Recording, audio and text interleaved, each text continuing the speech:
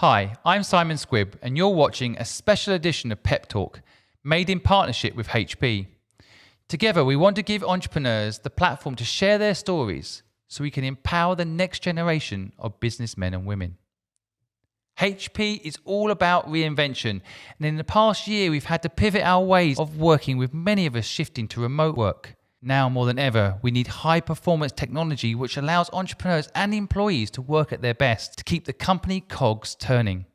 In this series, we'll interview a number of leading experts who share their insights into running a successful business and how they continue to innovate in today's world. My entrepreneurial guest today is Jess Butcher MBE, co-founder at Blippar and Tick. Jess, welcome to the podcast. Thank you so much for joining us. Hi, no, I'm delighted to be here. Thank you for having me. Well, could we start off maybe for my audience to understand you a little bit about what you've done in the past and what you're doing now? Would you mind sharing that? So I've been in startups and technology for almost 20 years now. I went in with some ex-colleagues that I'd met in previous roles to co-found a company called Blippar. So that was one of the pioneering augmented reality platform businesses. And we remained the pioneer and indeed leading technology player in that field for the next 6-7 years, and ended up raising over $150 million in funding, acquiring other companies and operating across 10 different offices around the world, and working with some of the leading brands, agencies and media owners around the world, from Condé Nast to Heineken, Procter & Gamble, Nestle, all the big media groups, and really taking augmented reality to market. So since that time, I've done some startups, I've done a lot of advisory work, some board work, and some angel investing, and just love being close to pioneers and seeing how I can support and help mentor or tangibly help them build their businesses. And I just want to congratulate you. I know that your TED Talk just got over 1 million views. Thank you. No, I was delighted by that. Do you think now you've started lots of businesses, as you mentioned, you're an investor in businesses and you sit on boards of businesses. Do you think there's main things you spot as challenges for businesses, and yourself, as you've met challenges in your businesses, how have you overcome those challenges? Because I've always loved small companies, I've struggled with the scaling part of really going big and getting serious when you need a lot more structure and process within a business. I'm less comfortable in that environment because I have this tendency towards micromanaging, to wanting to know everything that's going on, to enjoying that breadth of visibility across a whole organization. And of course, you can't scale a company sustainably by having an eye on an ear on everything that's going on. And that was quite painful for me, knowing when to let go, knowing when to empower other people, to trust that they would do their jobs well, and indeed better, perhaps, than I may have done. So there's a bit of ego that needs to be swallowed at that stage as well.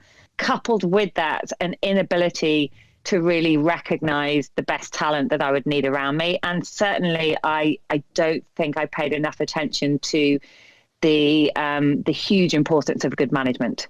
I think, like many entrepreneurs, I was attracted to very impressive individuals who could deliver, more so than those individuals that would perhaps quietly much better managers than I was, that could incentivize and watch their teams, develop their teams, and really nurture talent within their teams.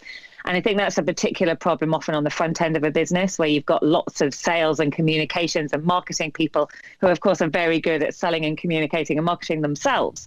So you can tend to find that, quite beguiling, and lean towards those individuals over perhaps the really good, quiet managers.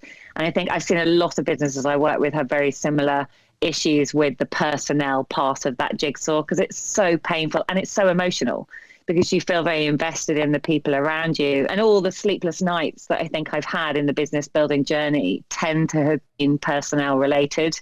So that was, I guess, probably the biggest personal challenge for me. I'm very much, as I say, a front end person. So most of the business that I do is actually through conversation. And that's been quite challenging, obviously, during COVID. Have you been able to leverage technology to keep the conversation going? Yeah, I've had a real journey in my thinking over the last year or so since COVID, because my biggest and most profound fear was the loss of serendipity and human connection, which I value so highly. And I have been pleasantly surprised by what has been possible through new technologies. And an optimist that I was talking to recently, I really liked the way he expressed this. He said, yes, there will be undoubtedly lots of negative ramifications for business, as a result of COVID, to obviously not ignore the human cost and tragedy of what's taken place. But what we're probably going to see is 10 years of progress has been condensed into one year. So a lot of the trends that were probably going to happen anyway have been accelerated by this sort of enforced period of having to use these tools in new ways. And I think that technology and startups and the business world has responded to it beautifully.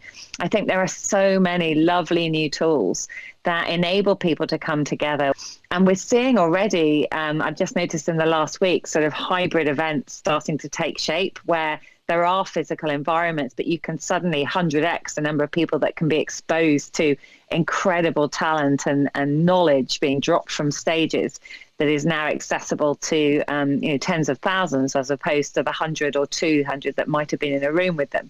So I'm actually feeling quite optimistic about how we can combine all of these technologies and in-person previous behaviors together, as opposed to having the either or. I think that there's a lot that we've learned that we will take forward and run with. So if you were starting a tech business today, how would you go about that? Do you like, for example, a lot of people will think, I need a co-founder who's technical to build a tech business. What's your opinion on that sort of issue today? I think there's a bit of a misnomer around tech businesses, actually, in the sort of common observation of tech businesses, because the vast majority of businesses these days are tech enabled, and every business has to be tech enabled. And you can be creative with the application of tech, but you don't need to be kind of cutting edge inventing new tech. It's just sort of pulling together the right technology to solve the problem in the easiest way with the best user experience, where no, I don't think that necessarily you do need a tech co-founder in order to do that. There is so much scope and potential from a laptop to change the world with brilliant creative businesses now. When I was younger, I used to get so excited about notebooks full of blank pages. To me, they just held so much promise of an idea or a story or a poem or something that I could create within those pages. And I now realize that I get that sense from my laptop as I'm opening it up. And thinking I could just create anything today. I have access to people through social platforms. I have access to a web designer. I can create a splash page. I can test a concept out. I can write more. I can do a podcast. I can record something. I can create a video. I can put it up. The possibility that I feel when I pick up my laptop with regards to what I could create with it as a non-techie entrepreneur, all these tools and no-code types of solutions exist to just create awesome things that people will love. And I remain just so optimistic about the potential for anyone to be able to do that with the tools that are out there that are incredibly cost-effective, if not free. I love your view on the world, and I know what you mean. And the no-code movement is pretty exciting. We can put some links to some information on that for those that are listening and want to know a little bit more about that. But that's also pretty exciting. I get on my laptop and I sometimes feel like actually I could create anything, even though I'm not a tech person. Anybody listening, you should go create. And Jess, I want to thank you for taking time out. I know how busy you are. It means a lot. And thank you on behalf of myself and the listeners.